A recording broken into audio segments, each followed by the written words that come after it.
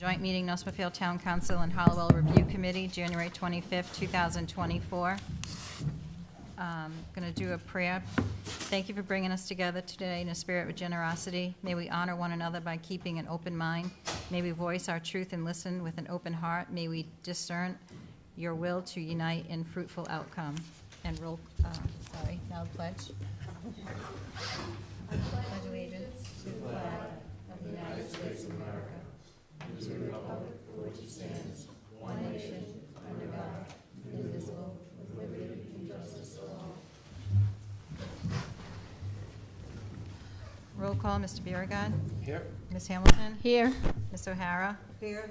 Mr. Ogier. Here. Okay, that's here. Jeff, you want to open? Yep. I'll call to order the January 25th Halliwell Review Committee with roll call. Mr. Mayo. Here. Mr. Savini. Here.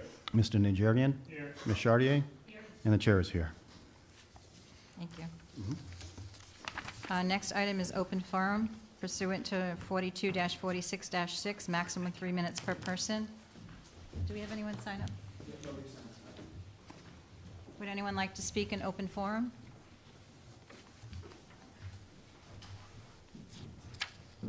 One more time. Anyone like to speak? Okay, we're all set to begin then.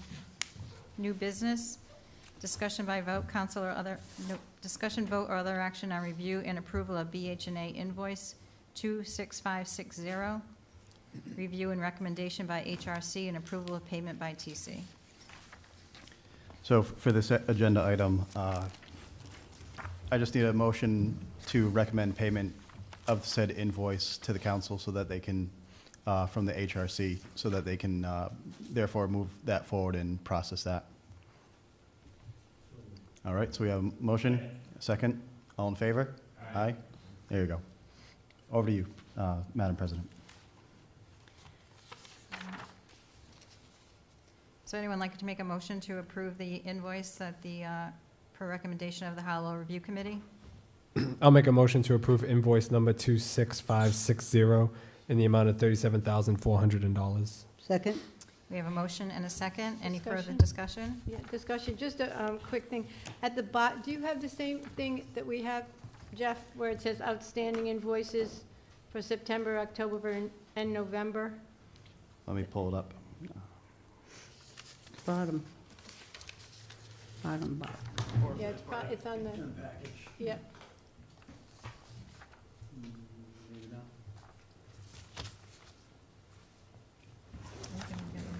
Yeah, it is.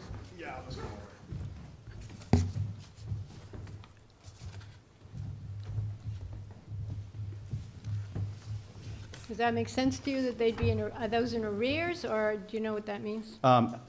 Typically, how it stands for me and Mr. Bargman's here, the outstanding invoices have meant that they have not yet been paid.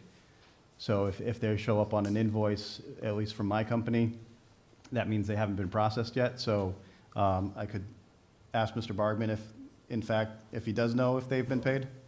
Or? Okay. May be paid since the invoice was Okay. billed. So that can be something that we look into, if they've been processed or not.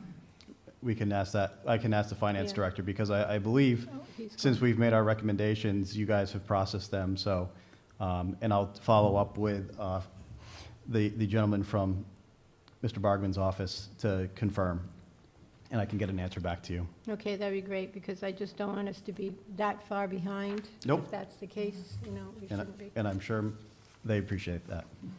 Good. Well, thank you. Any further discussion? Roll call, Mr. Beauregard? Yes. Ms. Hamilton? Yes. Ms. O'Hara? Yes. Mr. Ogier? Yes. Ms. Hamilton? Yes. Okay. B, discussion by vote or other action on introduction by HRC and master plan presentation by BH+A. So first, I want to thank the council for having this joint meeting this evening. Tonight, we're going to have our presentation from Mr. Bargman about the master plan and where we've landed. I think we've made tremendous progress over the past 6 months of where we were and where we need to be. But I was going to just give everybody a little history lesson of where the Halliwell Review Committee has been since the get-go, just to kind of refresh everybody's memory, understand recommendations that we've made, milestones that we've hit through since our inception of March of 2021. So I'll just start off with that. Let's see. Maybe, maybe not. Is there a particular button, Joel? Because the arrows aren't working on that. Well, you know what? I'll just move over to the computer. You all set, Joel?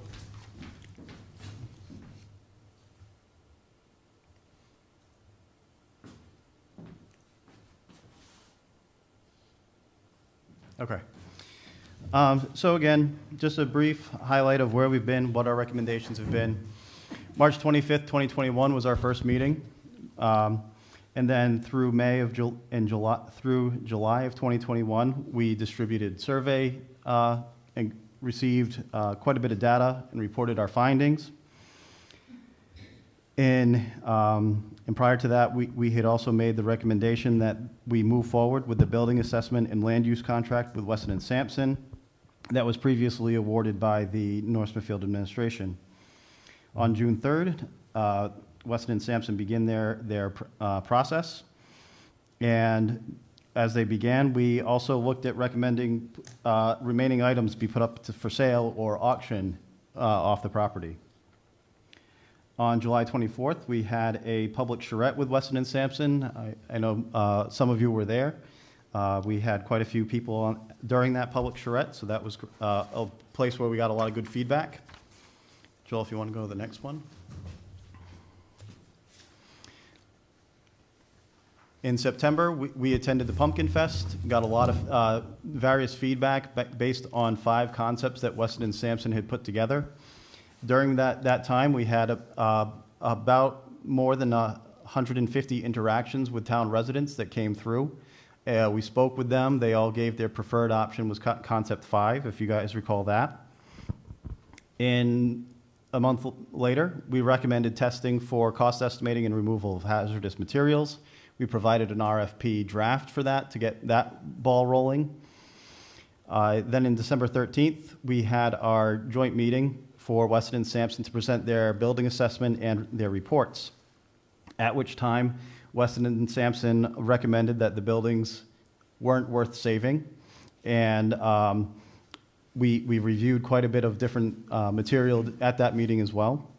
But that was really the kind of the biggest one that came out of that. And with that came our recommendation for the abatement and the demolition of the existing buildings and modifications to the Halliwell Review Committee resolution. And at that time, Weston and Sampson had also said that, the next step for us to go into was the master planning effort. January 27th, we further recommended the exploration of option 5, and that the property be used as a multi-use community center with potential of dedicated spaces.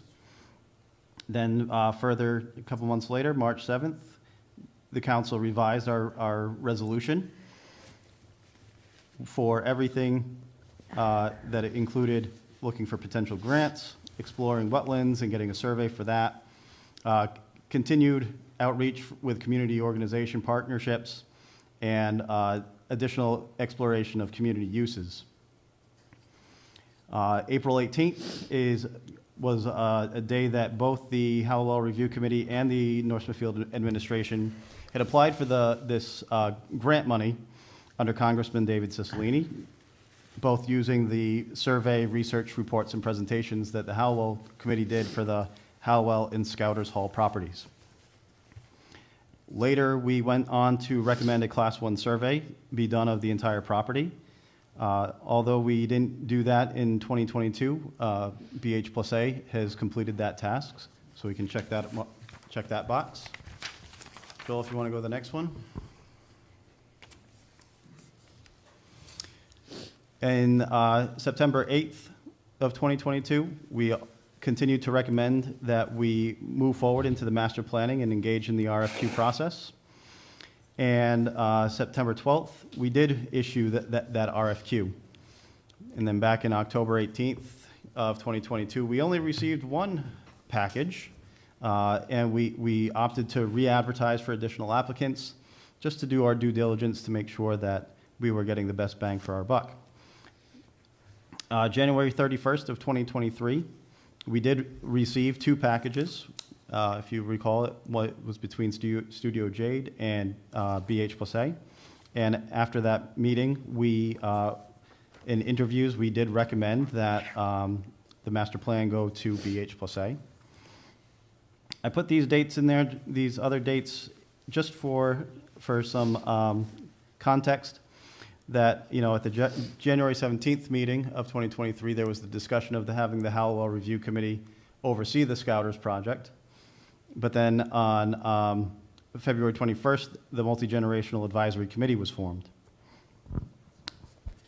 Then on March 2nd, we did learn of the official award of the federal grant to the Scouters Hall property. March 6th, a couple days later, we were approved funding for the master plan to move forward.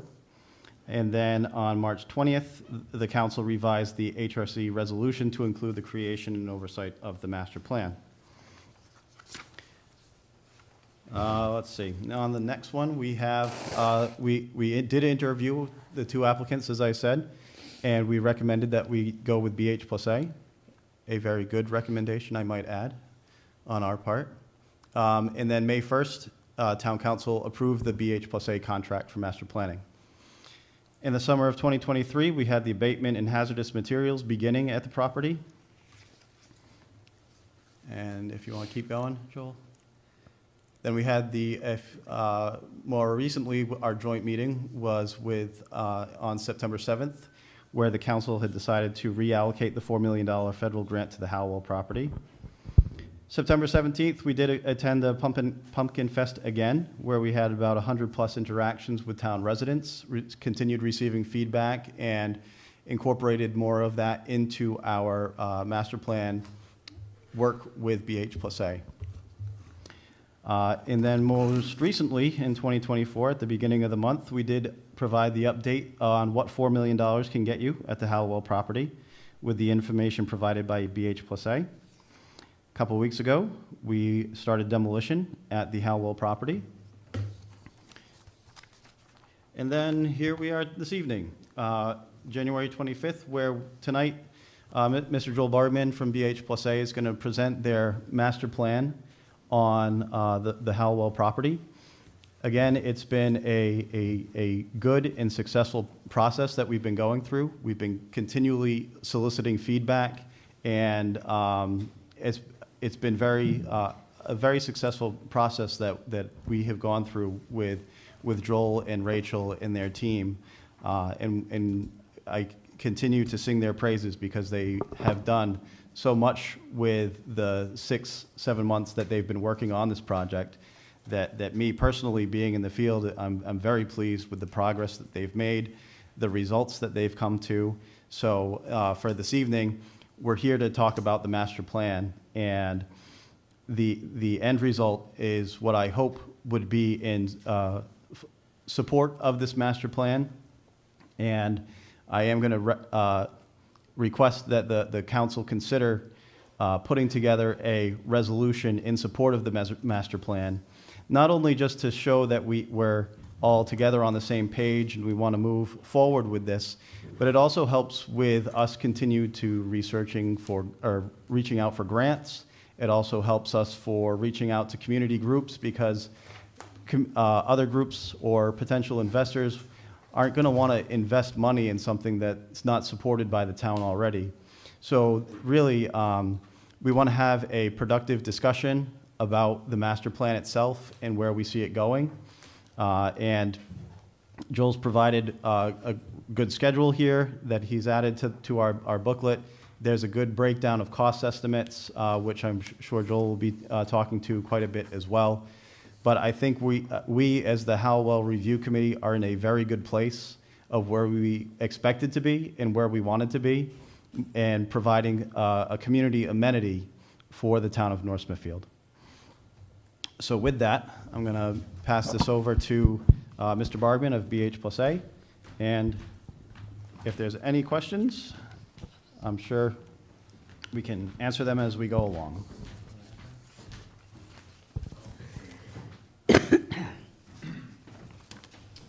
Thank you. I'll get on this side. It's a little more blockier view than.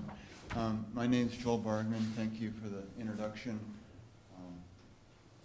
Can you all see these slides, or should We might I? need to turn off the light, yeah. Oh, much better. Is that better? Okay. Thank you. So, as Jeff mentioned, it's been a very good process. I know there's been some changes that have happened over time. When we were first brought on, well, we first responded to the advertisement. It was for a community center building. When it was re-advertised, it was more for site work. When we started, it was for site development, and that's morphed over time. And I don't think that's a criticism at all. I think that's the fact that the community's been involved, they've listened, they've heard, they've made responses. We've gotten a lot of input from various groups. And when a project evolves like that over time, I think it means that the community's involved in the process, and the feasibility study is doing exactly what it should do, is explore any option that comes up and gives you the opportunity to make a decision about what the best option is. Those buildings are gone as of last couple days. That's the old school building on the site. This is an important issue because a good portion of the site's been disturbed either by the school or the playing field. That playing field is the community garden area, which is about 20 feet lower than the school plateau where I'm standing, so to speak. That's about 15 acres of cleared and disturbed site. It's accessed by a very fortunate access road. It drops 40 feet from Victory Highway down to the site. But these infrastructure elements like the driveway can be, they don't have to be completely rebuilt. We can scarify that, resurface the surfaces. We can use a lot of what's sort of been terraced and built for the school as part of the next phase of the master plan. So we carefully did that because that's a more cost-effective approach. Another very nice thing on the site is a traffic signal. It's great for the schools, but for a community center, seniors, young drivers, excellent opportunity that saves a considerable amount of money to put up a traffic signal. So that's a great asset. The site, being 40 feet lower than Victory Highway, is a pretty good drainage area for the site. There's sort of 4 different kinds of wetlands and intermittent streams in there. You can see if you go to the site, there's these flags all over the place that folks have gone in and delineated the wetland areas. That doesn't mean that the area is flooding. It's actually a low flood zone, but it does happen to be a drainage area for the town. So the cliff notes, this is sort of there are zoning setbacks. There are a whole lot of issues that go into play here, but the most important issue is running in conjunction with the wetlands and the wetland regulations. And I'm going to walk you through that because they really are the cliff notes to understanding what you can use on this site. So we have a 39-acre site. There's 2 intermittent streams that run through the site in the middle of the site. Those streams have led to the growth of wetland areas outside of those. That stream area is groundwater recharge district. It's a valuable resource. So the fact that there's protective covenants around the wetland and the stream is not a negative. It's a benefit to the community water supply. Once you have a wetland, there's a buffer zone to the wetland. In this case, it's approximately 100 feet. So the buffer means you can't build in that area. The wetland means you can't build in that area. And there's a buffer to the buffer, but what it leaves you is in a corner where the school is built, there's a little bit of area that's over the wetland, but oddly enough, they really configured the school to sit within the wetland area and the field pretty much within the wetland area. There's a parcel up here, a parcel here, that you really can't get to from this portion of the site. So, you know, if the town wanted to, these could be carved off of the site without any detrimental impact on the development of the master plan, as you'll see. There's another sort of isolated area here that isn't really of any value. You can't get to it without crossing the wetland, and it's landlocked on this side. So when you're done with this analysis, everybody wonders why we have the site pushed into this area. In reality, there's about 15 acres of the 39 acres that are buildable, but that includes these 5 acres up here that you could certainly use for town functions, but they don't really work that well with the bigger site down here. The wetland regulations will have to be worked with, but there's a great caveat that, pre-developed areas, so this area is the line of the pre-developed, pre-disturbed area that the school impacted. And any work that would be done today would be an improvement over what was done when the school was built, 60 years ago. Better stormwater, better sewer. This is on septic, so now you would go onto the sewer system. There's a whole lot of improvements that would go on where you would be able to basically work within, we think, and our engineers feel, this pre-disturbed area. And you could even go into this area should you want to do more clearing. This happens to give you quite a bit of space. In fact, we can now take that site plan and overlay fields, a multi-use youth field, a multi-use Little League softball field, a community center, a community garden, outdoor basketball courts, and parking for a phase 1 building. And then this master plan could grow into a larger building, and I'll show you how that can happen, and we can get more. When that building's grown, we can expand community garden. We could create a dog park with some trail systems. Trail systems are allowed to go through the wetland areas, and they're very beautiful to do. Where you cross a stream in that, you would do that on boardwalks. But these light lines indicate the opportunity to create sort of interesting trails for folks that are using the community center and possibly for the high school and middle school cross-country teams. It would be wonderful opportunities. How does this relate? Well, back to that map with all, back to the map with all the setbacks. Those areas all fit within that pre-disturbed area. So, short story made long, I showed that analysis to say this is why the buildings are sort of pushed onto this portion of the site and why we're showing the size buildings. And we think that there's an asset here that you can see there's a lot of topography. We'd like to stay out of this corner of the site. Okay, a couple other things that happened. Our engineers did a traffic study. The traffic signal's excellent. The view corridor up on the Victory Highway is great. Some folks, the fire department, I understand, would prefer if we could somehow get an access road into, and the town might be able to get an easement with this commercial property here, so that if there were ever an accident here and the emergency vehicle needed to come in, they could come in from the south. And how you do that would have to be worked out because you are potentially dealing with the wetland area here, but that's something that has been discussed and would have to be continued to be discussed over the next couple months as the project goes ahead. So access, the second means of access, the parking requirements,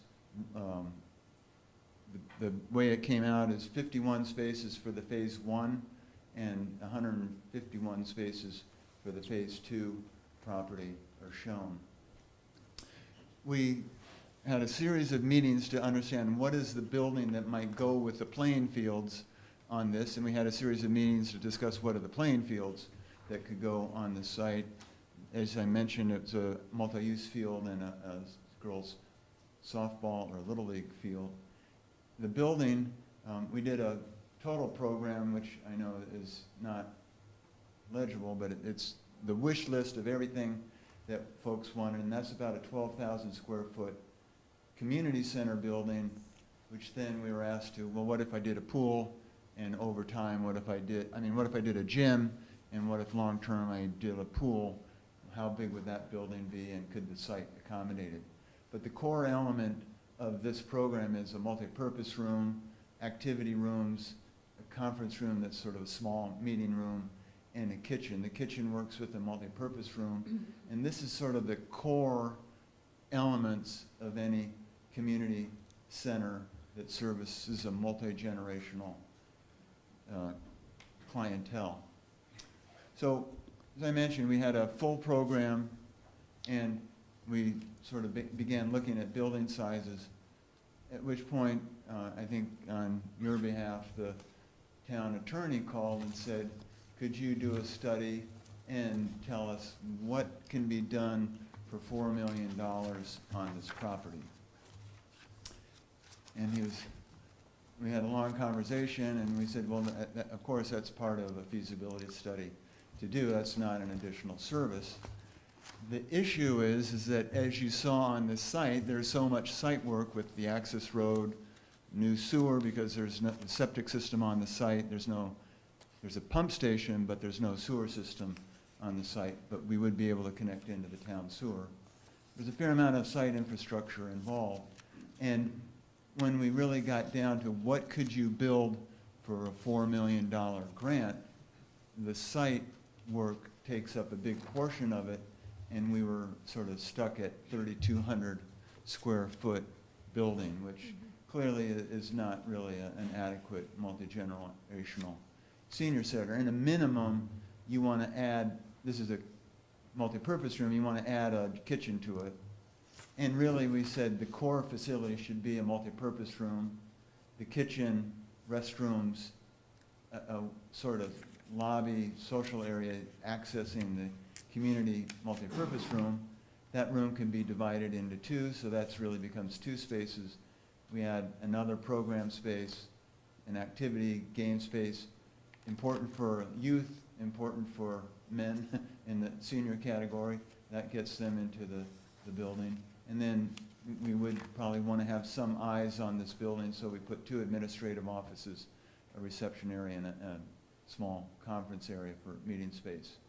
So that was sort of taking the smallest program and finding the middle ground between the wish list, which was this building, the 12,000 square foot building, which we said you could bring down to 8,000, but we sort of ended up in this middle zone as that's a core building that would be a truly multi-generational building. Seniors could use it in the morning, the youth could come in after school, adult recreation and programs could use it in the evening. It's a very flexible building. And as you can see, the method to the madness is each one of these grows around this core element. So over time, if you want to build this building bigger, you can add those 2 program rooms on. If you want to add even more, you can get into this scheme. So it's a very it's a Lego-like approach to the building that says if you could afford this building, or if you can only afford that, you can add on to it over time and not feel like you're landlocking your facility. So the core elements are this multi-purpose room that's divided into 2, so you can have 2 activities going on at once. You could have a preschool program, a senior program, you could have after-school programs, a kitchen that's big enough for making meals for the multi-purpose space, making meals for seniors, Meals on Wheels, etc. But a good size, it's a 500 square foot kitchen. The lobby that leads into the multi-purpose room is an important space, because if you have 120 people coming to the meeting, you need an ante room to come in and out and get into that space. That room, like here, there's a opening to the kitchen so they can serve snacks, coffee, etc. Phase 2, we were requested to look at, could I put a gym on here? That's a gym, this size gym, 3 pickleball courts, 2 long courts, and 2 cross courts. So you have the opportunity of 6 little half-court kids games, 1 adult long court game. But again, it's a modular approach. Here's your core building.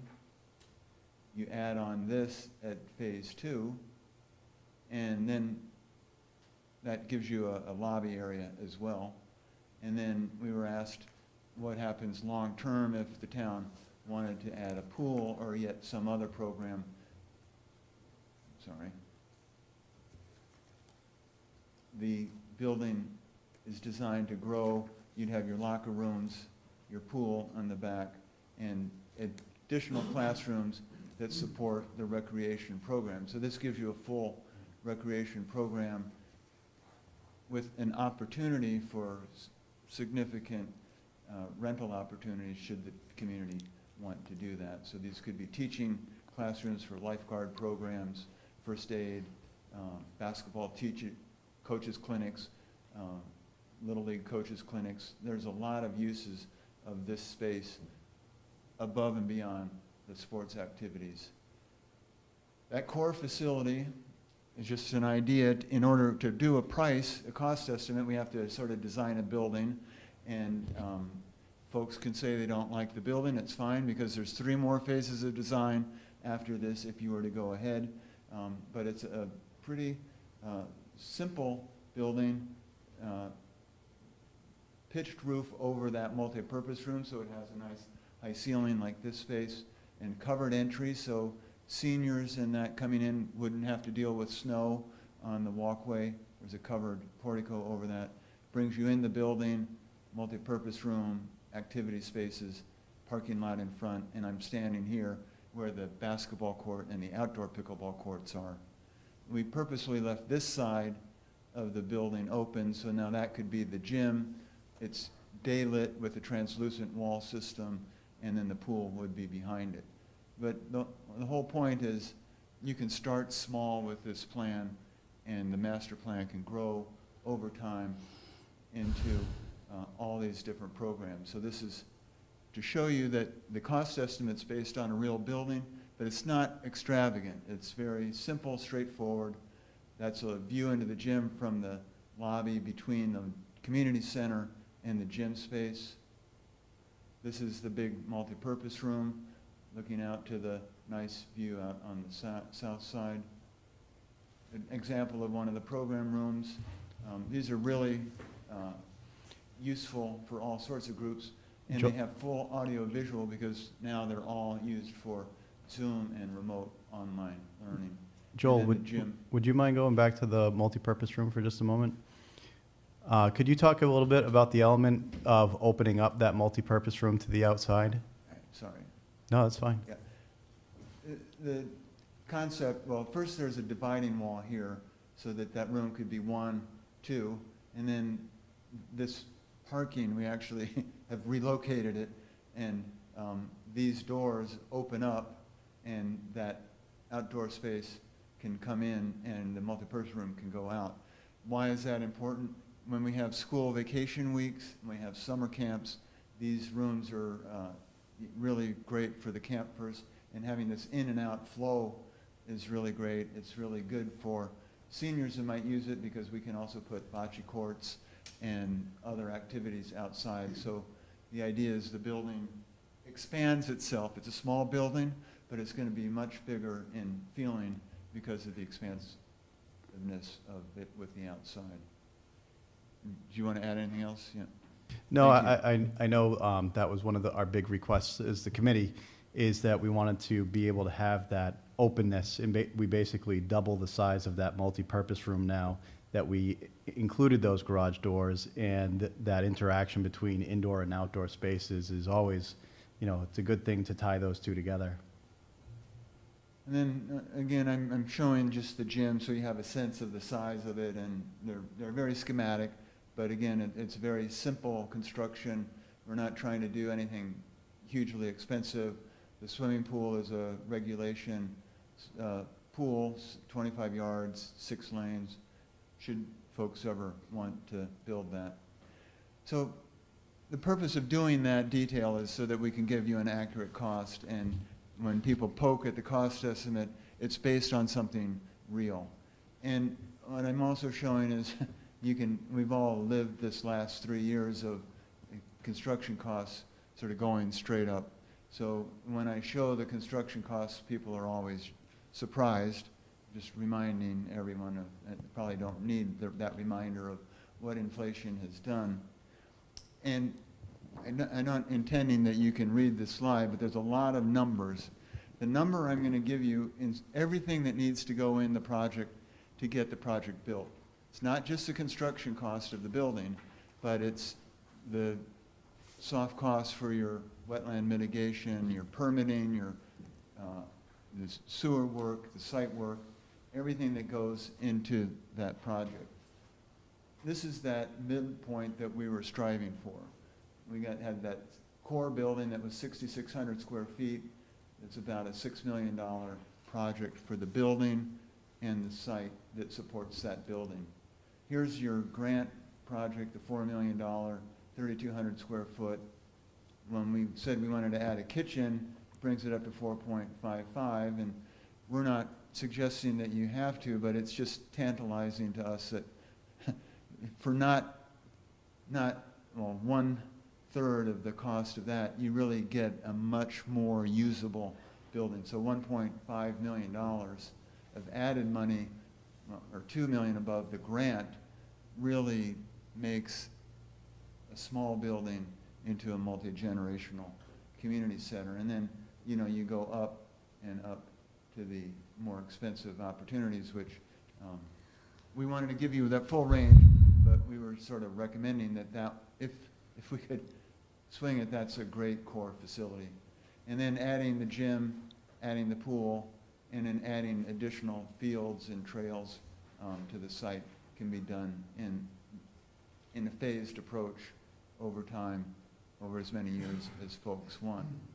And for the cost estimate, we had to put a date on it. So we said for the estimate, the bid date would be December of this year.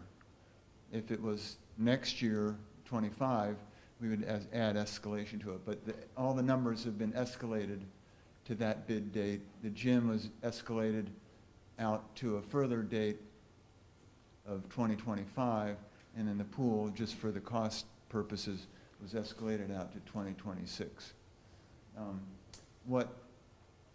Joel, before you go into your schedule, can you give the council an idea of how much of a percent it would increase if we were not to move forward in December of 2024? I know we had this discussion with you and Rachel at a previous meeting. Yeah. I just want to make sure that we're relaying that it's about 5% each well, year. Historically, we've been at 6% for Massachusetts, Rhode Island, Okay. this area. That spike was showing we had been at 9% the last 2 years, but we're projecting that it'll be 5 to 6% moving forward. Okay. So I just want to underscore that to the council that every year that's weighted, it's another 5 to 6%. And that's for this project, it's for any other building project. Based on that schedule, that we were asked to just put a timeline together, and what it says is that if you started sometime, this approval of the option is through February. So let's say someone started in March in schematic design. The goal would be to have drawings done by September and have a good time to bid. This 4-month period is more than you need, but if you don't get a bidder, we want to have a contingency built into that. Similar to our project, only 2 people bid on it. You really want to have 3 or 4 contractors bid on a project. So we built in some contingency into the timeline, but this would start the project in December. Why did I do that? Contractors love to build up projects for starting in January 1. It's our most successful project bids come in, people are hungry to set up the next year, and so we really tried to set the timeline around this date. 18 months for construction, move in, put the furniture in, have the fire department come in, give you a TCO, and then September 1 is a great time to start fall season recreation, fall season seniors on your building. So thank you for giving me that much time to present this. This was a draft. It says on your cover, after tonight, we'll finish this up, and if it is approved, give you the final version. Thank you. Thank you. Thanks, Joel. Great presentation. So at this time, certainly would love to hear comments from the council. As always, my committee, you guys aren't shy of speaking up, so please also feel free to speak up too. I would just leave off quickly and say that I think we knew we were in good hands with BH+A when our first meeting, just meeting with Joel, not a meeting, but first time meeting him. He had already come down from the Boston area, toured the site, took pictures, was already invested in the site, and I think that investment shows in what was presented here. I think he's gone above and beyond what we thought we were going to get, and I think what you saw there was a culmination of a lot of meetings, a lot of hard work on us, but more so by BH+A. They took everything we gave them and put it out there for everybody to see, so a very impressive presentation. And I just wanted to, We're gonna need people to. Yeah, talk can we about do the, I can talk louder. it. It won't it pick up. won't pick up. Oh. Thank you. Oh, she said. I just wanted to reiterate that it was the goal, it was our committee's goal for funding. We are not looking to go to bond for any of this. I know this isn't supposed to be talking about money, but there's fundraising available for this. There's fundraising all over the place, but we have to have a master plan in order to present it to the people to raise that money. May I ask a question? So the committee in general, what do you think as overall, as a committee, you guys, what do you like? Did you ever talk about like what phase that you like the best? Was it this 6,000 square foot one? Well, to be honest, we took all the feedback that we had received for the community and just gave that big bag of wish list items to Joel and Rachel. And then after further discussions and hearing about residents and what the needs are, we started to whittle that down.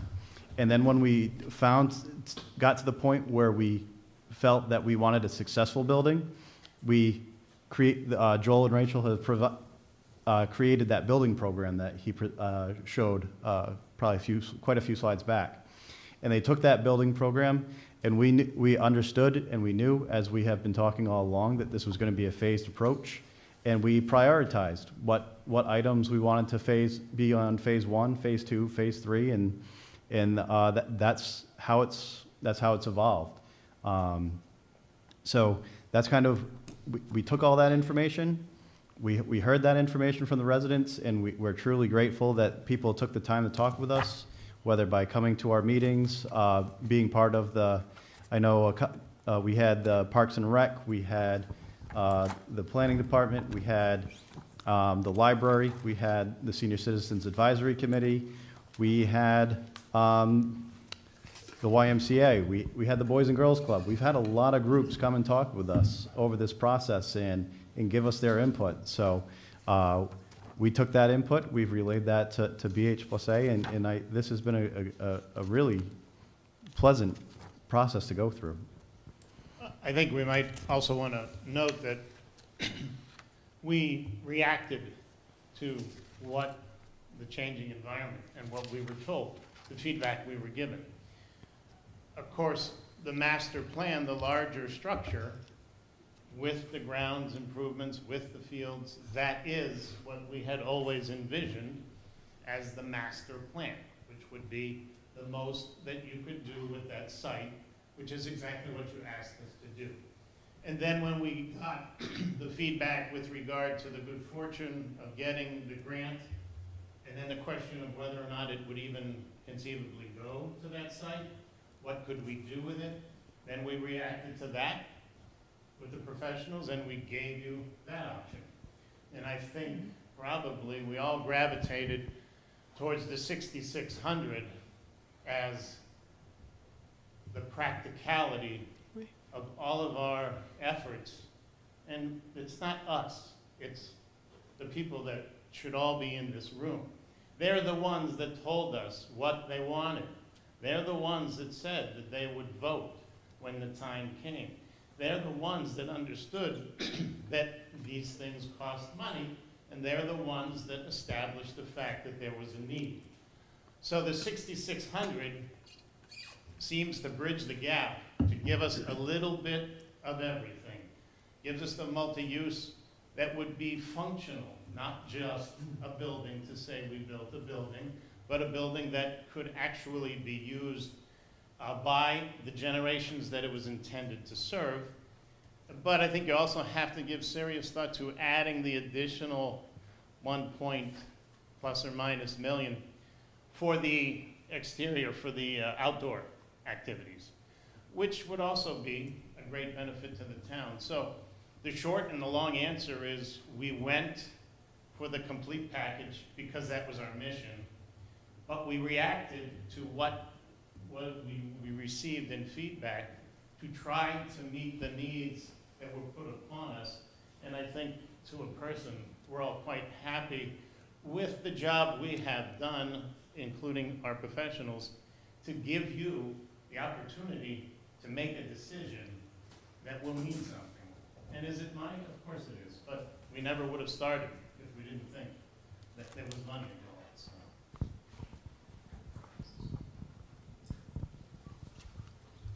Did that answer your question? Long and short of it. Go ahead. Can I ask just a quick question on the number of acres? I know you said that there are a couple of parcels that you probably want to stay away from. So if you're looking, how many acres are we talking about that are buildable? I know there's something near Victory Highway that's, quote, buildable, but probably not, will be not utilized? I think there's, on the right Yeah, side of the right. entry road is a 50,000 square foot parcel, so that's 1 acre. Right. And on as you drive in, the right side of the There's access another road, one. the next parcel over is almost 4 acres, about 3.5. It's 150,000 square feet, so it's about 3 or 4 acres. Okay. And then, so where the buildings are currently right now is about, you said 15 acres? 15 acres, yeah. Okay. All right, thank you.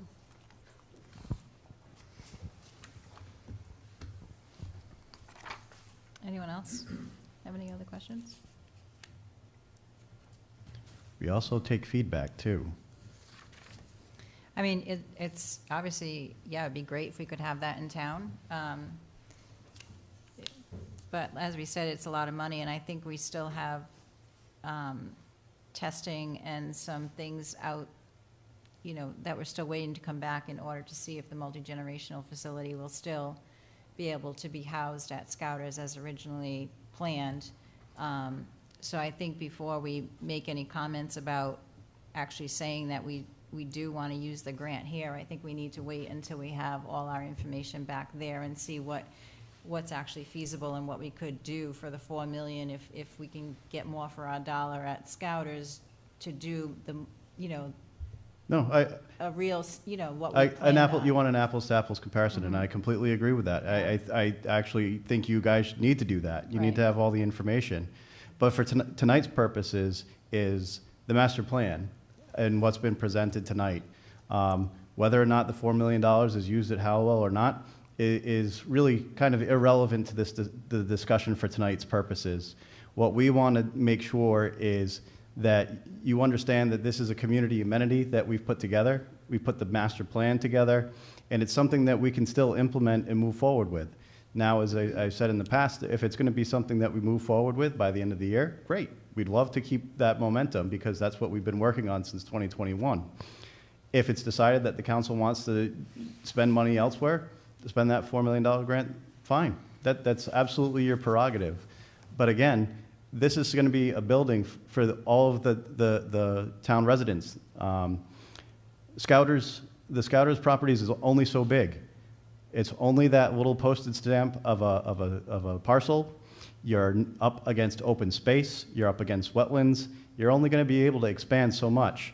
At this property, we can continue to expand and provide something that's worthwhile. Because, you know, as I've said all along, the $4 million, and as Joel has said, the $4 million isn't gonna get you a lot.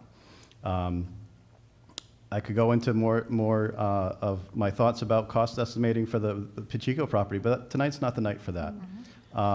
And I think that's going to be another night for debate once you do have all that information from Mr. Carullo with the town planner and getting all that those results. Because right now, if we're going to discuss it, we're just going to be spinning our tires. So I understand that's a big question mark for a lot of people right now. But at the end of the day, or at the end of the night tonight, we just ultimately like to get support in this master plan so we can start continuing to move forward in getting funding. Because obviously, you know, we've looked at the different options, and obviously there's another 1.9 million that we would need to accommodate for. So we're going to need to get our boots on the ground and start talking to people. So what are some of your ideas for funding? You know, just to kind of get an idea of what you're thinking or what you're planning on bringing in. Do you have the mic? Well, initially, when the Y came in, they had discussed a market survey, and that was before the YMCA in Woonsocket had gone downhill. So that one's off the table now. All of northern Rhode Island, Burrillville, Pasco, that area, the whole 102 stretch, there are little tiny gyms along the way, but there is nothing like this that's in all of northern Rhode Island in this stretch up here. So if you want to talk about money and fundraising when it comes to that, that's a conversation we need to have additionally with the Y, but there's a revenue income stream that's going to be there. Uxbridge, Millville, all of that area, all of everything that was served by the YMCA in Woonsocket, and even additionally, because there was a lot of people that didn't go there because it's in Woonsocket, so we have to add that into the amount of money that we could be using. So I think a market survey, which the Y had brought that to us at one time, should be utilized in your decision. So you're talking about bringing other communities in to pay? Well, they would be paying they'd be paying membership fees just like any other at the YMCA or whatever else. But when the Y had discussed it with us, the citizens here wouldn't have to have. They would be gifted exempt from the membership. Plus, you think about all the sports programs and all the rental spaces and everything that you're going into. I think it just compounds itself upon compounds itself, and then you even go into like fundraising opportunities. So like you can go to CVS corporations. There's all this money that's out there in healthcare right now because of the obesity that happened during COVID. Everybody's into health and improvement, the walkaway, the pathways, the walkability parts. The community garden is my passion. There's money for that. You can take all of these little pieces and parts and just keep adding money. And individuals, the seniors parts, I don't know specifics, but they could apply for money for granting for their programs. So even within the building itself, you're adding money upon money upon money. But Lori, I think you're getting a little ahead, Yeah. because what you're talking about is something where there'd be a gym facility and a pool and a workout area. Who's gonna run it? But that's what we're talking about right now. Honestly, if it's gonna happen, it's gonna be what Mr. Nigerian was talking about for the foreseeable future. It's gonna be the 6,000 square foot option, and that's not something that people are going to pay a membership for. That's going to be to serve our local community. I still think that there is, I've said it all along at the meetings that I've attended for Halliwell, is I don't think money should be, for the master plan perspective, money shouldn't be the thing we focus on, right? The question should be is, do we envision the presentation here tonight as something that we could see long-term at Halliwell? If yes, I think we should move forward with this plan. We can tell it's been very thought out. Joel and BH+A have done a fantastic job. They've answered every question that has been thrown at them and then some. But the argument about grants and fundraising, even on a 6,600 square foot space, there's still money available to help fund that. You know, CVS or other healthcare, maybe like a Blue Cross Blue Shield or Neighborhood Health who's right down the street, you know, maybe they want to sponsor some money to help with, you know, whatever services they want to provide. Or we shouldn't look at it just, it's $6 or $7 million and we only have this much or we have none of it if Scouters does take the $4 million. But we should be looking at it and saying, okay, how, like other communities, can we do a capital fundraising campaign, make it something public, make it something engaging, and then, try to obtain that funds before the town even needs to look to get involved. So just don't want it to be a barrier, that's all. And to answer, further of how we can look at additional funding, back in, when we did our another report earlier as a Halliwell Review Committee, we had done research on grants. And we had looked at options such as the Rhode Island DEM Outdoor Recreation Grant, Champlain Foundation grants, the Rhode Island SCA State Cultural Facilities grants, E-Community Facilities Direct Loan Programs, Rhode Island Foundation Community Grants, USDA Community Facilities Loans and Grant Programs. And that's just to list off the ones that we found. We just brought on a grant writer for a 6-month contract, so I'd love to be able to have a conversation with them to figure out where they may also be looking for additional grant monies, in addition to the $1 million that Ms. Androsia has applied for as well for the Halliwell property. So there's a multitude of different areas where we can look at funding for this property. And again, I'd love to have the conversation with the grant writers that you guys just approved at your last meeting to continue that discussion, either through the administrator, the planner, whoever I need to talk to. I'll be more than happy with this master plan to say, okay, here's this master plan. Who can we start talking to? Can I just ask a point of clarity for myself? So we're saying that we are in the process of looking at another location in the event that happens, right? Let's just say, because I'm trying to figure out when you say, if we want to approve this and we can move forward with this tonight, if you take the component out for the multi-generational, what are you moving ahead with? The master plan, right? Well, the master plan Something is that a benefits 6,600 square foot. something that benefits the community as a whole. Because as I understand it right now, Scouters Hall is for scouts and seniors. That's the makeup of the committee. I see what you mean. Okay. And those, I was trying to get the building program clarification. that they have put together has been a wish list for the seniors and for the scouts. So if we're trying to, honestly, if we're trying to do something for the entire community, that's what we've been pushing forward.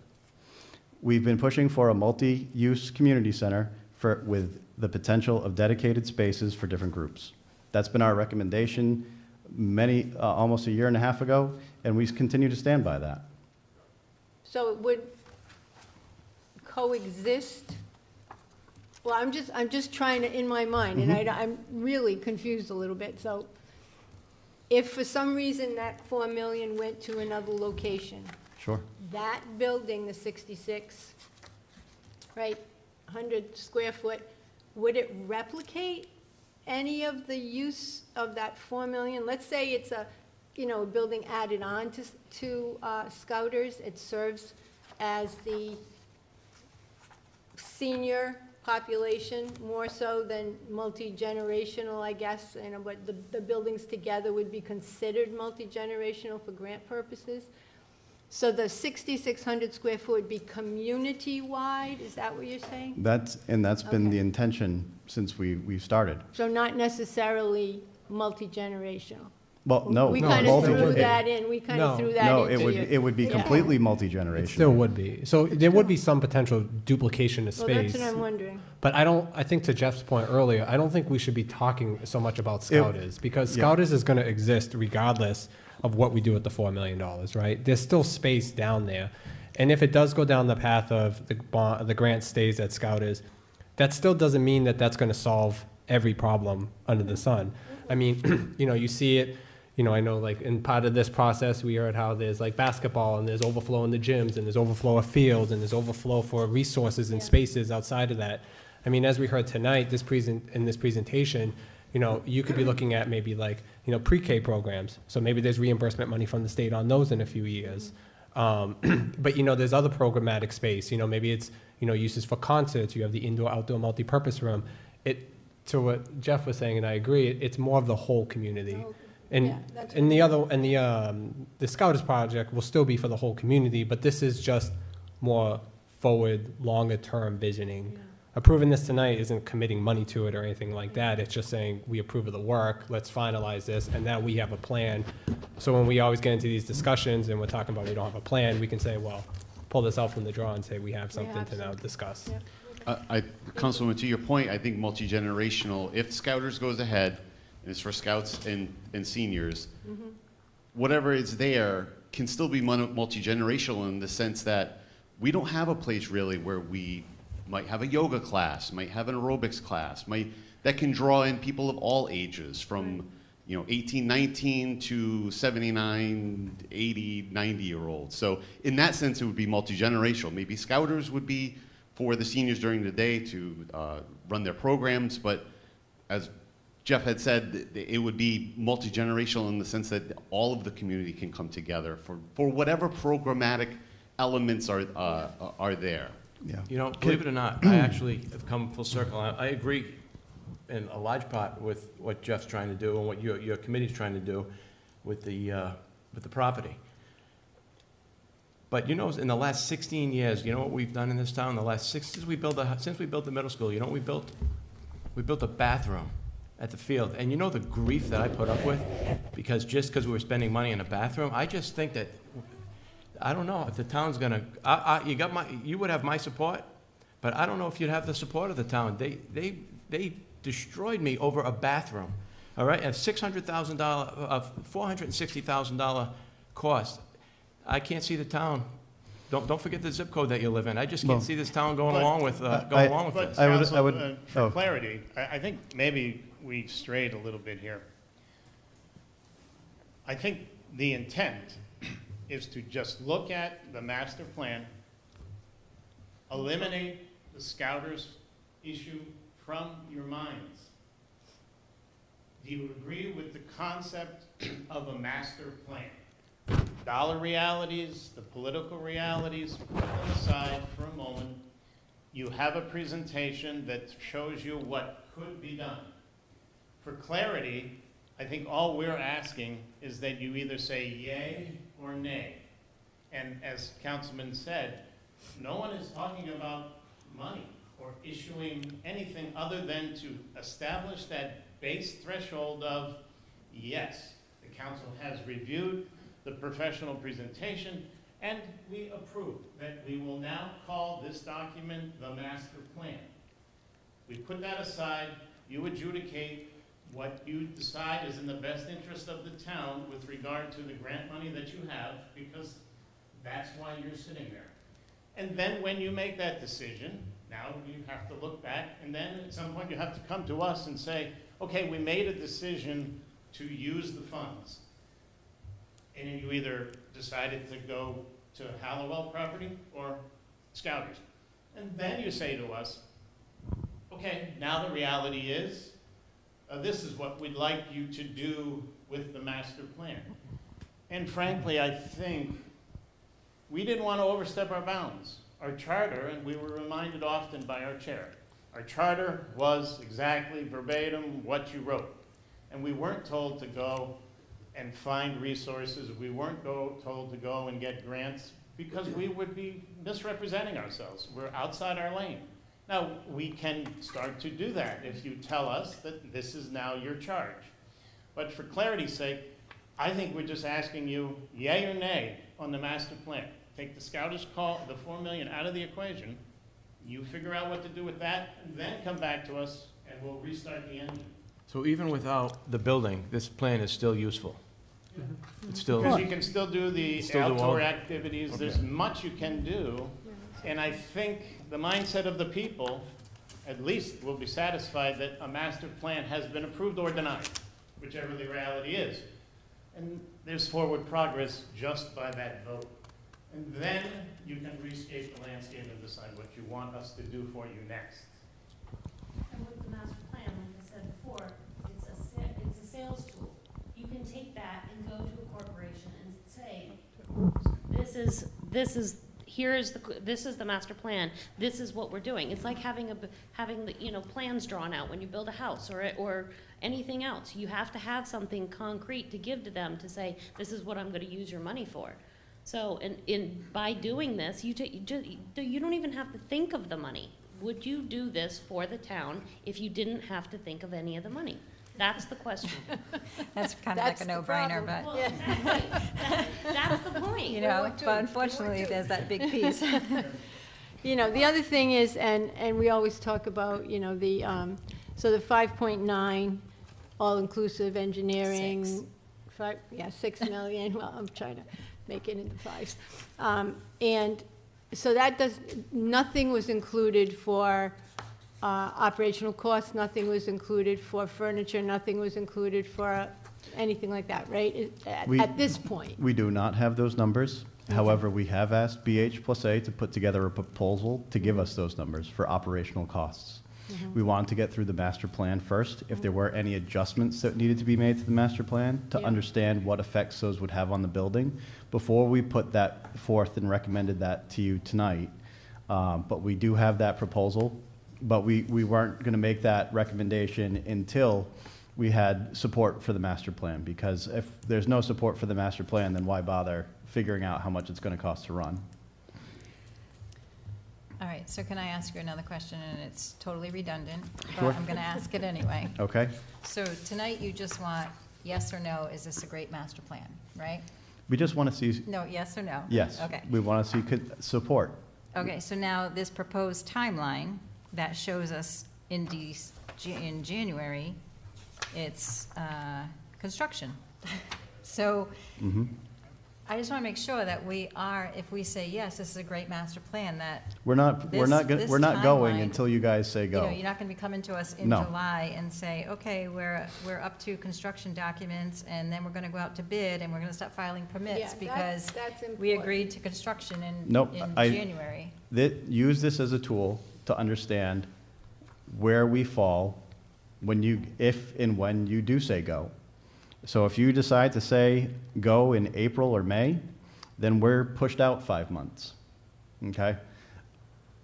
This is not a tonight, this is not a commitment towards we're getting construction documents done by August, because right now, that's not in our resolution. 2, we don't have a contract with BH+A to do that. It's going to take some time to do that. This is best case scenario if we were to move forward. Use this as a tool to understand the construction and the drawing timeline. This will be the process that we go through whenever you guys do decide if and when to say go. I'm going to say something, Jeffrey. 50 years ago, I was employed by the state of Rhode Island to assess senior citizens areas, places in Rhode Island. From East Greenwich, you name it, Narragansett, Providence, North Providence. We'd go and assess it at that time and see what the needs, etc. 50 years ago, and we haven't even started. And I remember what they started, I think it was North Kingston. It was the most gorgeous, tiled, but it was a cow barn at one time. And they utilized it for now, at that time. And since then, they've gotten what they want. They had a master plan. They started what they could, but we're so far behind. I think the building size for a beginning is great, and I think I told you that. It's a little one, forget it, it's not space. We have to start with something. It's there, and you never know what can be had. But the philosophy has to stop. No one wants things to go up. No one. But if we're going to go forward with our town, and if these grant writers can do anything at all, we've got to do it. Yeah, I like what I see. I like the area that it is. Something else may be presented, but we have what we need to go forward. You can't go up and just, shoot the breeze. You need something concrete, and that's what you've all done. If you think I'm wrong about that, but you need something concrete to go forward. I think also as as my fellow committee members mentioned, I don't want to get lost with the forest for the trees, is that a lot of talk about a building, a lot of talk about a community center, but look at the property as a whole. We've met with groups, Express Football, North Smithfield Little League, who are looking for more space. Express is practicing at the Meadows. Underlit could use a better facility. The trails that are over there, this town, our high school kids, our middle school cross-country kids have to go away meets every single time. Our residents would want some kind of passive recreation where they can walk trails with their animals, with their significant others. Look at the property as a whole, not just get bogged down with a community center, with a price, but what does the property as a whole offer to the people of North Smithfield? We're looking for more recreation opportunities. This is what we've presented. You can agree with what's there or not agree, and that's what we're looking for. Trails, you like them, you don't like them. A multi-use sports field, like it, don't like it. So also look at those programmatic elements and see, are those something that fits within our town? Is that something that we need? Is that something that you agree that we need? We can look for funding afterwards. DEM has trail grants, but they want to see a plan in place on where is it going to be, that you've done the work to get to the point where you're applying for this money and you're ready to go. Once you're granted the money, you're ready to go, not continue to do research, examine wetlands. We're at that point with this, but look at the elements that are included in it. And if you have suggestions, we're definitely more than open to hear from them. But look at it as a whole, the building and everything around it.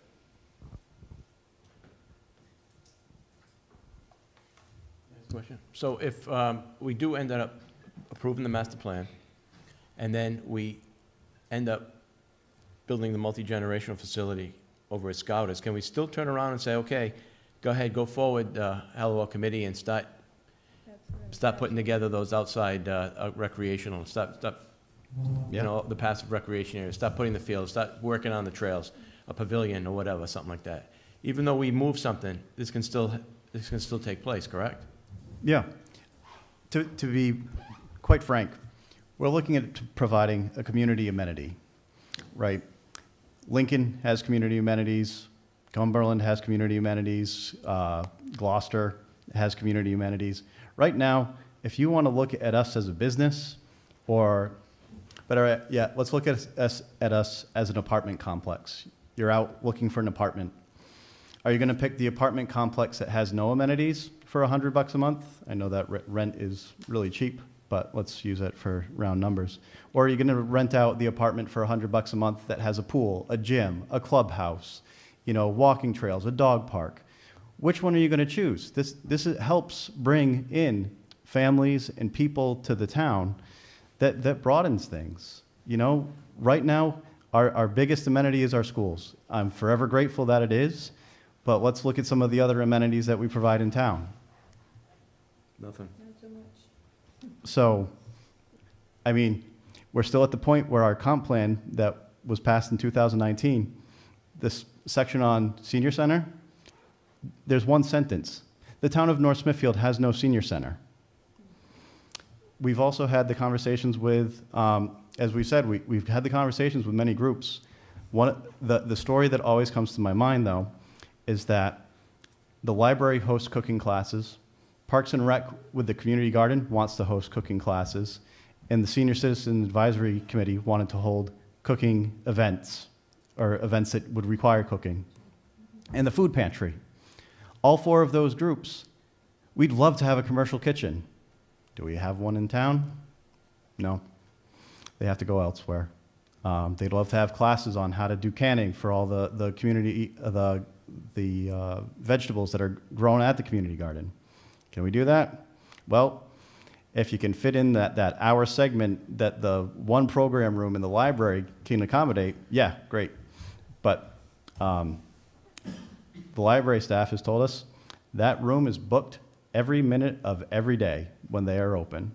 So this alleviates some of that. This provides more additional space for residents to utilize. I just want to drive home the fact to this council is that we are severely lacking in community spaces. I don't know how often this room is used other than meetings. Scouters and seniors are booked up between the scouts and the senior groups. So whether this master plan is, however this master plan is utilized or however the spaces are utilized, it's going to be a challenge. Yeah, we're going to need to manage that. But at least we're providing some amenity to the town of North Smithfield that can be utilized. It can be open as whenever the hours are decided, but those spaces can be used. I wish there was a basketball court because available to us, because the past couple days with this cold snap, my son has been wired because he hasn't been able to have recess, and I would have just loved to have had a community space to take him to just run around and play basketball. But we can't because it's too cold, and I would have needed special permission through the schools. So it's instances like that that make me think, man, it would be really great for this town to have something worthwhile.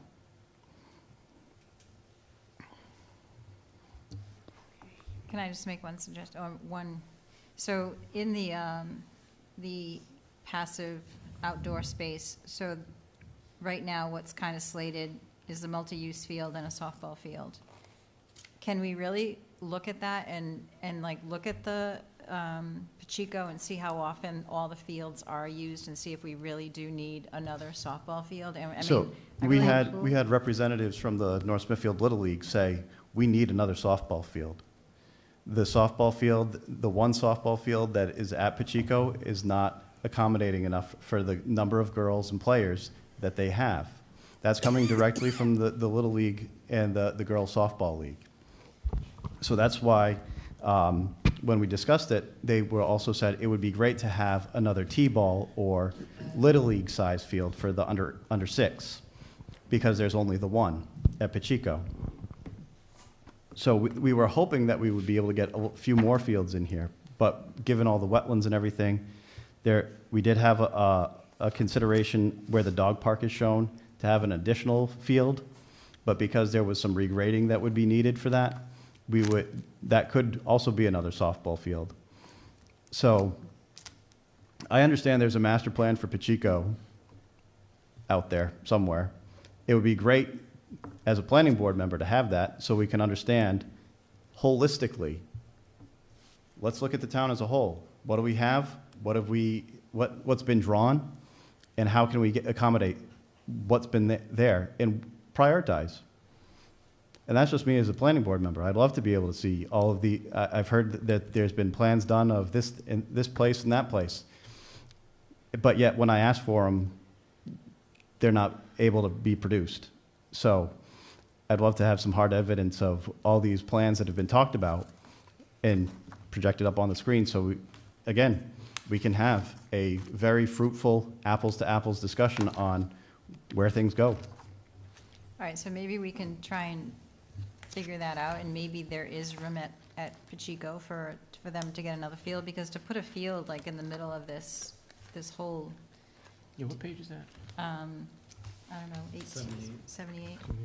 Thanks. Like the softball field's like kind of like smack dab in the middle, and it just seems like, I don't know. And then the multi-use field, we probably don't need another football field in town. So could that be, and since we won't have like pickleball or anything like that until later on, could like pickleball or basketball be down in that area?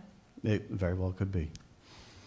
You know, on page 18, and Joel, I don't know if you can just flip to that slide that shows the phase 1 master plan.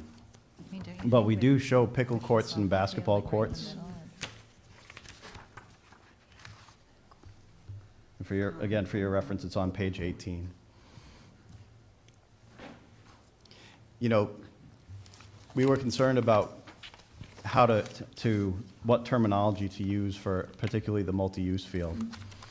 We see that being used as potentially there could be 3 under 6 soccer fields there. There could be a North Smithfield Express field there.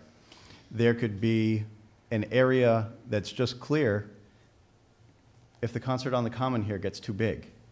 Because I've come here a couple times, parking's a pain, there's a lot of people that enjoy that, but at an open field like that, you can fit quite a few people. But yeah, like maybe like where the softball field is, like do like the gazebo type thing, Mhm. or, you know, so that you can do events or concerts or, Yep. you know, maybe even pumpkin fest, you know what I mean? It's like So, something to that. so yeah, I mean, if the opportunity is to be able to build another field at Pacheco, then that takes that out of the site cost here, and we have another open space that can be utilized by either, you know, growing the community garden, or again, concerts on the concerts that are here, the Pumpkin Fest. So there's the ability to do that.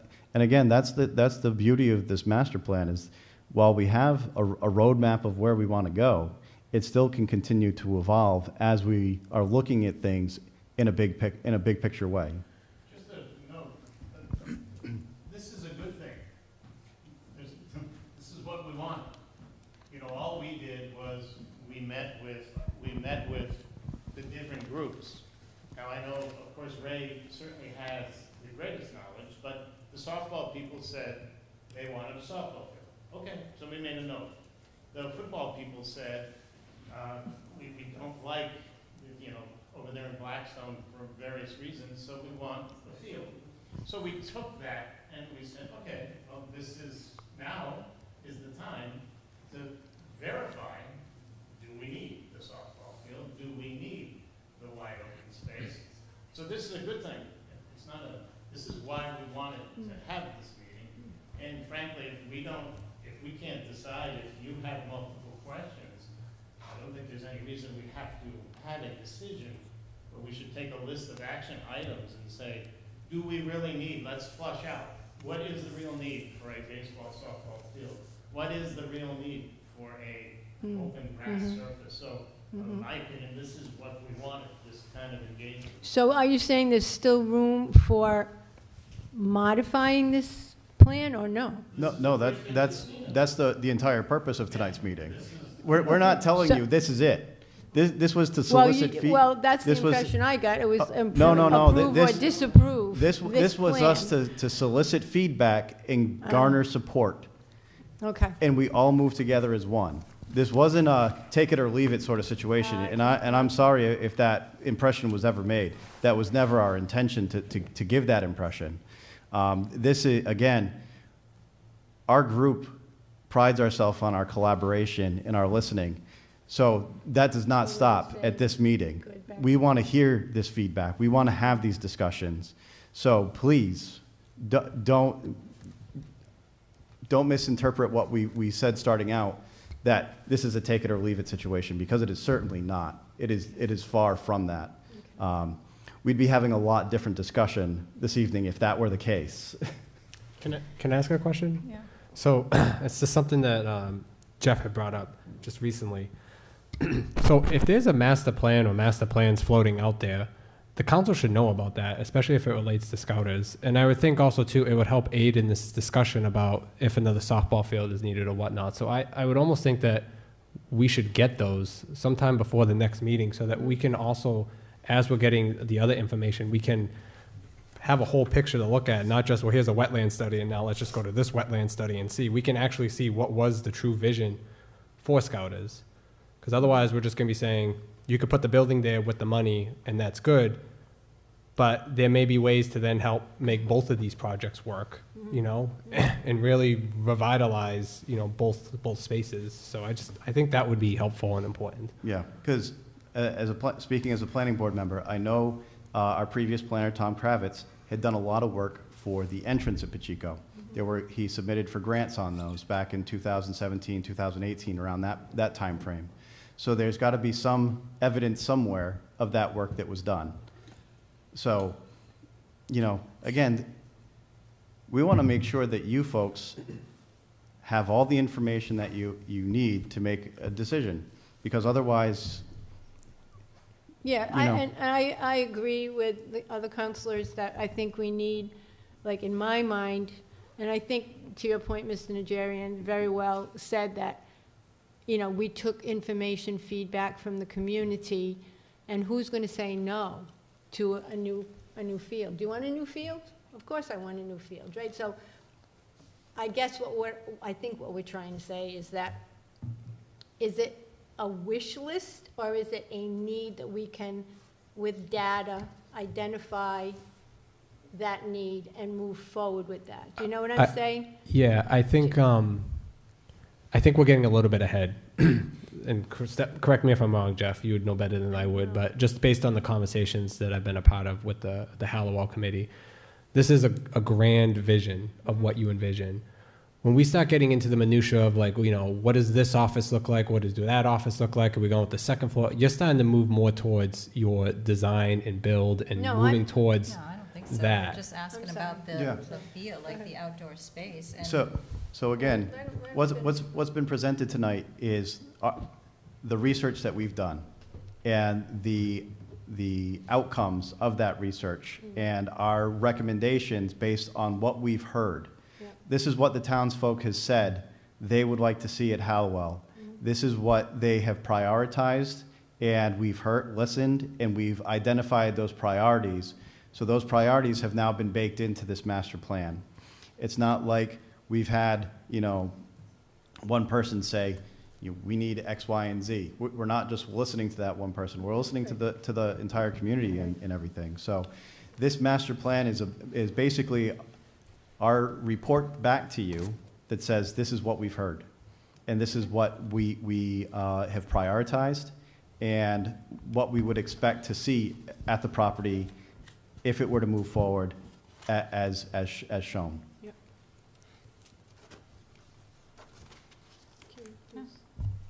Ray Pendergast, Director of Public Works. I think this item that we're talking about is definitely getting way off base. There's a bigger discussion about the needs and wants and expectations of fields and facilities in this town. With that said, there will be a report generated by the planner and the Multi-Generational Advisory Committee by the end of next month. And that report will show the council exactly what we have at, not Scouters, Pacheco Park. Pacheco Park, what we're talking about here, and I'm in agreement of a master plan for Halliwell. You have a beautiful piece of property that, as Councilman Beauregard has said, we can have cross-country events, we can have passive recreation out there. We don't need more fields, we don't need more buildings right now. We're sitting on a phase 1 and phase 2 project at Pacheco Park that this committee did or is trying to accomplish tonight, that was accomplished in 2001 and 2003, which specifically states building a senior center to the rear of Pacheco Park. That was in 2001 and 2003. I've been here since 2003, and there's no money to build any of these things. Going with exactly what you said, nothing has been built. All we do is rehab and renovate existing structures or fields. I had a meeting last week with the executive committee of the Little League, and they're sitting on 2 softball teams. 2. We don't need another softball field. I actually told them that they need to have whoever's in charge of putting their field usage together to find another person, because they're not using Pacheco Park's current 4 fields to the maximum. So I'm not giving permits out until they show me what their usage is. As for the Meadows or Paul Kelly Complex, we're upgrading the lighting down there. There's nothing wrong with that facility for the Express Football and Chilling. But that's not the discussion for tonight. I'm in agreement that this committee should, they've presented their evidence, they should get this plan, this master plan approved, and that's it. That's it. Nothing has to happen after that. Just like nothing happened to the master plan that was approved in 2003 at Pacheco Park for phase 1 and 2. That's all I'm saying. I sit here and I hear all the things that maybe people talked about, and it's a wish list of multi-generational fields. And when you see the improvements at Pacheco Park that go all the way back to Silver Pines, there are additional fields. And over time, we now have to amend that plan to add maybe tennis courts, additional parking coming from the rear. Now that we have the the grant for the multi-generational facility, which isn't just for scouts, it's for all ages, youth and for the seniors. And people get caught that it's just for the scouts. It's not just for the scouts. Unfortunately, we only have one building that houses a good number of scouting programs. So we have to look at the big picture, but I sit here and look at the big picture every year, and my budgets get cut every year, and we can't add anything. And we couldn't even get a police station approved. The residents don't want to spend a lot of money. Times are tough. And the population, believe it or not, in this town is more seniors than younger children. Enrollment in the schools has been declining and is going to continue to decline. You already have a multi-use field up there, the turf field, fantastic field. We have a baseball field and a softball field. And unfortunately, for whatever reasons, the school department doesn't let anybody use them. So that's a discussion that has to be taken down the road. But for this item on the agenda for tonight, I'm in agreement that this master plan should be approved, because it at least gives us step one to do something if we want to go to step two. Thank you. Administrator, do you have anything on this? I'm curious about, just how the town administrator, Thank you. Thank you. Yeah, I have a few thoughts. What a wonderful process you have to decide on. You have $4 million. When have we ever had $4 million? 2 locations. You have Scouters, you have Halliwell. We have a lot, as Pendergast just said, the demographics are preliminary seniors. Those are the folks. We spent millions of dollars on our young, educating them. It's time we recognize and reward the seniors who paid those tax bills forever. Let's go to Scouters. The wetlands report is in. It's going to be up to you to accept it before we speak about it, okay? There's room. You can take and you can make a 6,000 square foot building over there. Problem is, you're limited in the future for expansion. You go to Halliwell, you can spend $4 million down there. Who knows where the rest of the funding, that's going to be your decision, whether you want to go almost $2 million more to build a 600,000 square foot building over there. But you have possibilities for the future at Halliwell. Pacheco Park is going to limit you. Can we have a great venue there? Absolutely. That's it. But there's no future. Thanks for calling me. I appreciate it.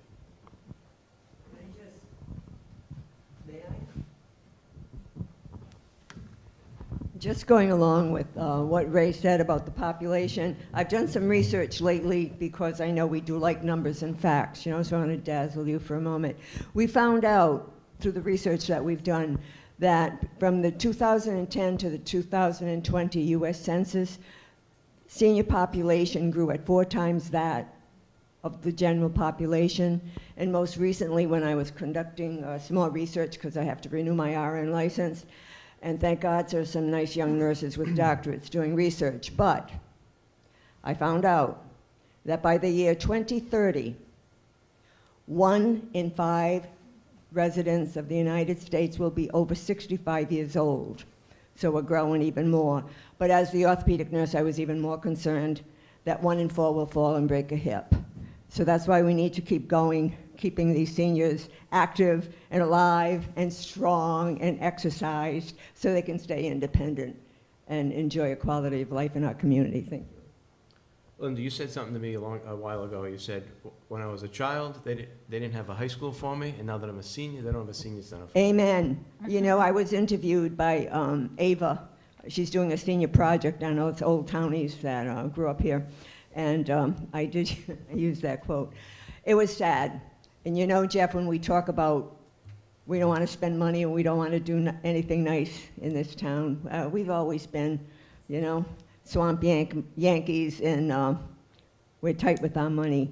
But it's true. It was embarrassing to be the girl from the farm country and grew up in a town without a high school, and now here I am, the town without a senior center. But I just wanted to throw those demographics because I think it's very important, Jeff, when we're looking to fields, and you know, Ray came up with that, but you know, the kid, people aren't having as many kids as they did, and they're waiting longer to have them. So we've, as you said, we spent a ton of money on education, and I love it. I'm a big supporter of the education. I pay taxes in 2 houses. Yeah, it's time. I think it's time. Thank you.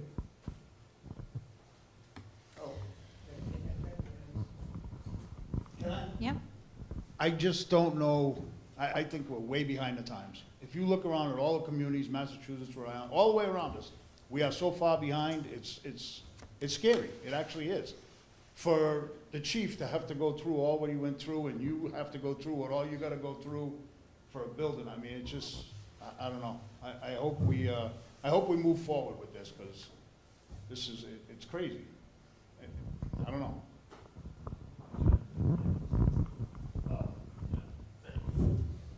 I think what we've done here, and HB&A has done, is given you a modular plan. There's pieces. You can put those pieces anywhere you want to put them, any day you want to put them, any year you want to put them. It's a fluid program. What this committee is asking you to do is say, yes, we think a master plan at Halliwell is a good idea, and at some point, the ideas that are represented modularly, we feel should be implemented. But the time frame is in your hands. All we're saying is we've put together the plan with HB&A, put together the plan. It can happen whenever it wants. It can be funded whenever it wants. We're asking for your commitment.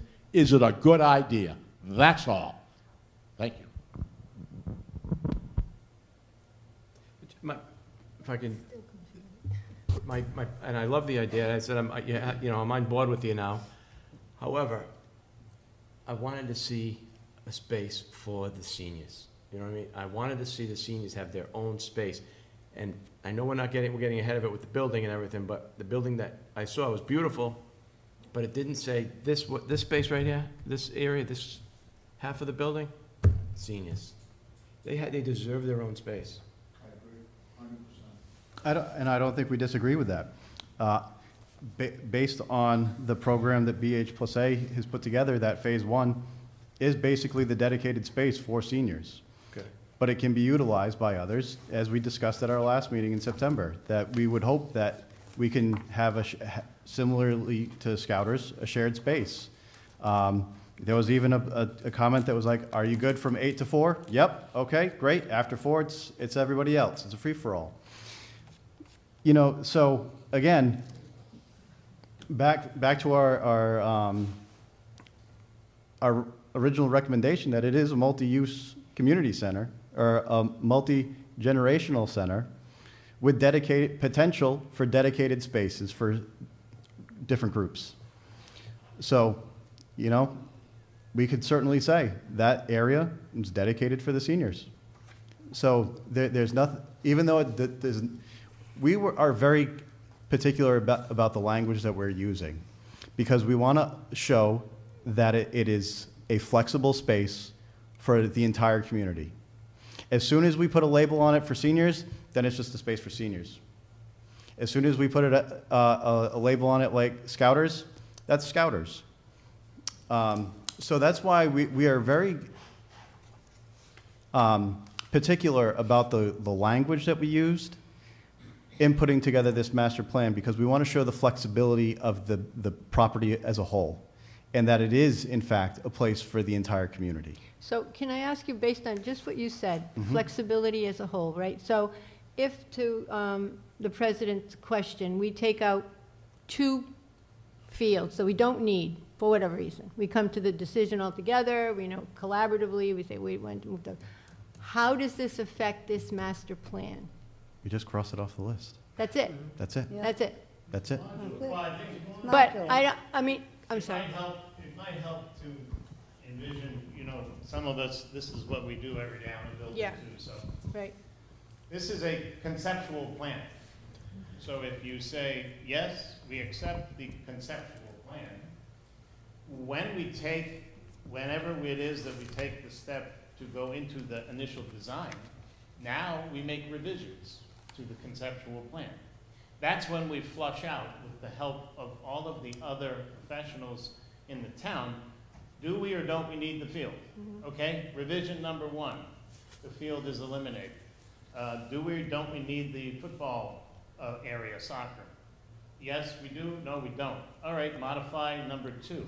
So we're not saying by any stretch that if and when you voted tonight to say, we accept the conceptual plan. By no means does anyone think that when we get into design, whenever that is, if it is, that we're not going to make revisions that have come from you and from us, and the other professionals within the town and administrators that we need to consult with. So that might be a way to move forward tonight, to just say the conceptual plan, we agree, subject to revisions and modifications as we go into design, whenever that were to occur.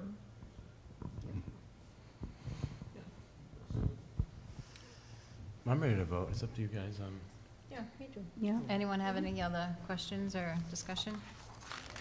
No, you want to make a motion? Thank I you, would- gentlemen and Subject to- ladies. Thank you. I would, may I make a motion? Yeah. I would make a motion to accept the Halliwell Master Plan and Multi-Generational Community Center feasibility study as presented. Second. Oh, I like when we have multiple seconds. That means there's excitement. Okay, discussion as long as there's flexibility, and then no steps are taken until the council is That goes without saying. consulted, right? No, just Yep. for the record, right, so that we know that. Could we have that in the motion You as can well? add that to Or the, just sure. add that to Add that to the motion. What'd you Okay, say? so If I'm Second. not- Flexibility. You may want to add subject to revision, Subject to revision is more comprehensive, right? and that gives you that Right, protection. right, okay, Thank you.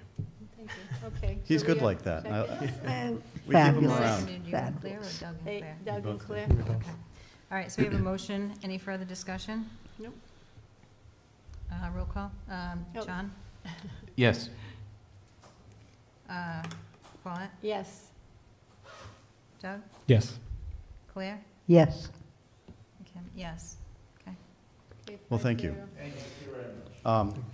Before, there is one agenda item for the Halliwell Review Committee that I would like to make a motion to recommend to the town council that you draft and in the future pass a resolution in support of the Halliwell master plan, understanding that there will be revisions. And that's my motion. Do I have a second?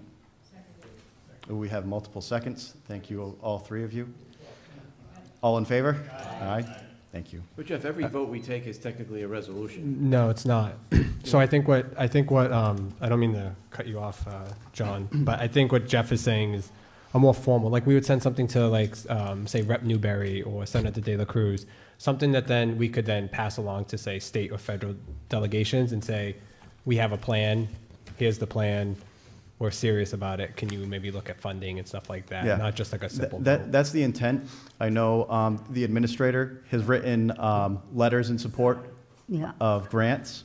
So this would be a resolution stating that the council is in support of us getting those grant, you're in support of the plan, so then that way, we don't have to come back to you and be like, okay, we're going out for this grant, they would need a letter of recommendation or a letter of support that the town is for this.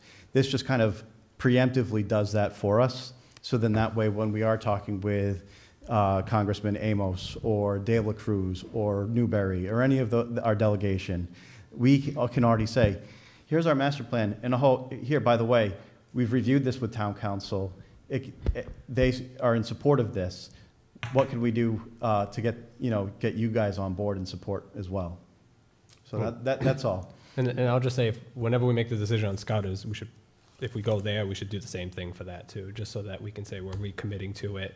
And if there's a future grant money, there's another resolution to say the town wants to move forward. Yeah.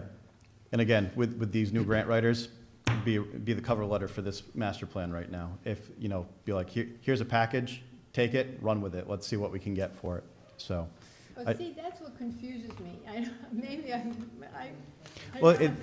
How can you do that when it's a modular thing? So if you're taking, an overall conceptual programmatic feasibility study that is subject to revision at any point, Mhm.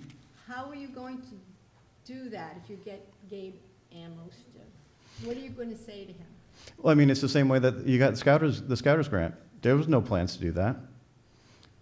Scouters had no plan. It was just a written application that was filled out. This becomes more concrete.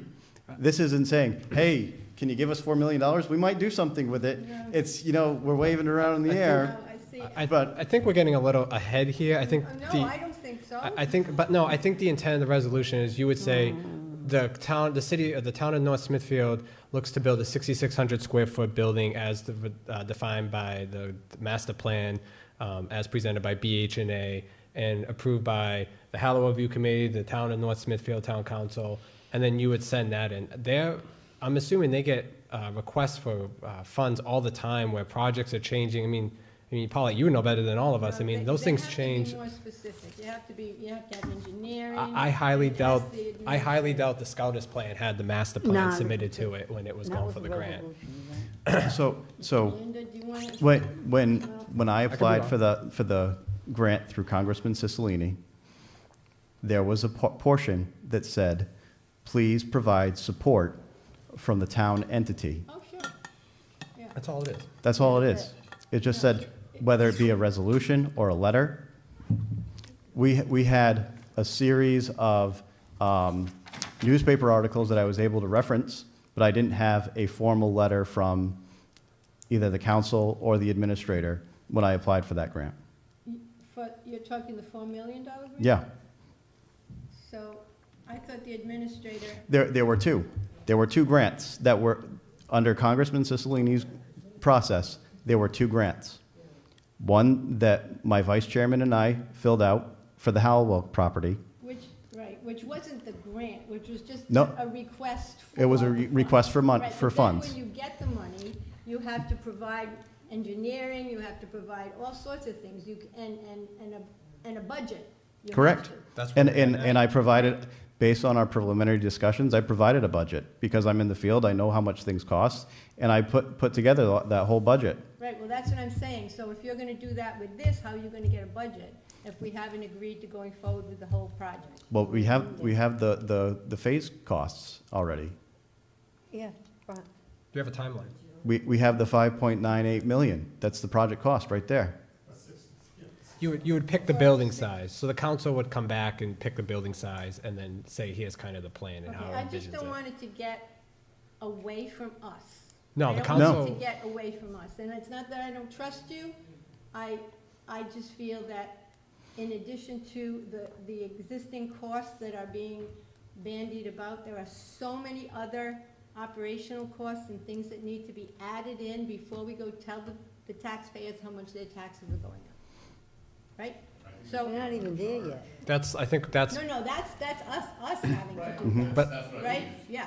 We did our job. Yeah, no, and I agree, 100%, right. Yeah. But I'm saying before we can get to that point where we can tell people how much it's gonna cost, we have to get all the costs associated with it, so you have to have furniture and you have to have everything else. That's gonna be all part of the But, total. so all that furniture cost is in the 5.98 million. The only thing you It's in don't there, have, that's yeah, what that's it the is. loaded That- total cost. That- She asked that. No, You said she no. asked about I said staffing, I no. thought, No. and they said. No, No. building Oh, did they? operational costs I was asked about. We do not have that number.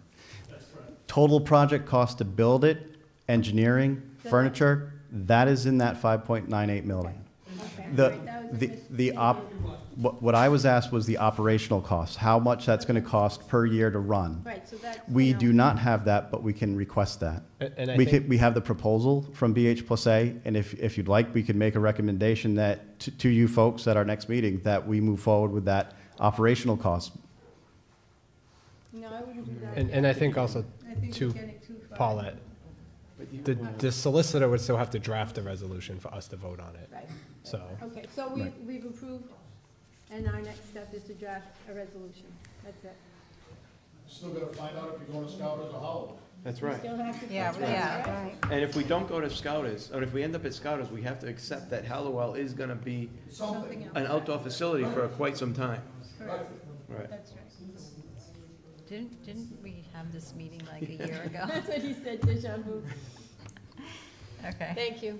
all right, thank you. Well, I had All right. the same questions. I mean, the town, if you had a police station, if you had a multi-generational, you need a facilities manager and a couple people with them to go take care of it. I mean, it just. We're working on that, yeah. Yeah, I know, I've watched the meetings, I know you're working on a facility manager, but he's still gonna need help under him. Yeah. I mean, Ray can't do everything. I really, another field, 2 fields, you know, you can parks and recreation. All right. Millions and millions. Madam President, would you like me to adjourn before you adjourn? Can Or do you you- just, is there any can you other just question? repeat your motion?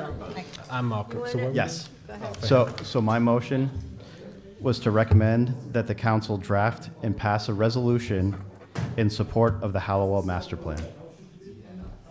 Okay, excuse me. Guys, thank you. And then I had multiple seconds from Mr. Mayo, Yeah, Mr. Nigerian, and Ms. Chartier. Yeah, okay.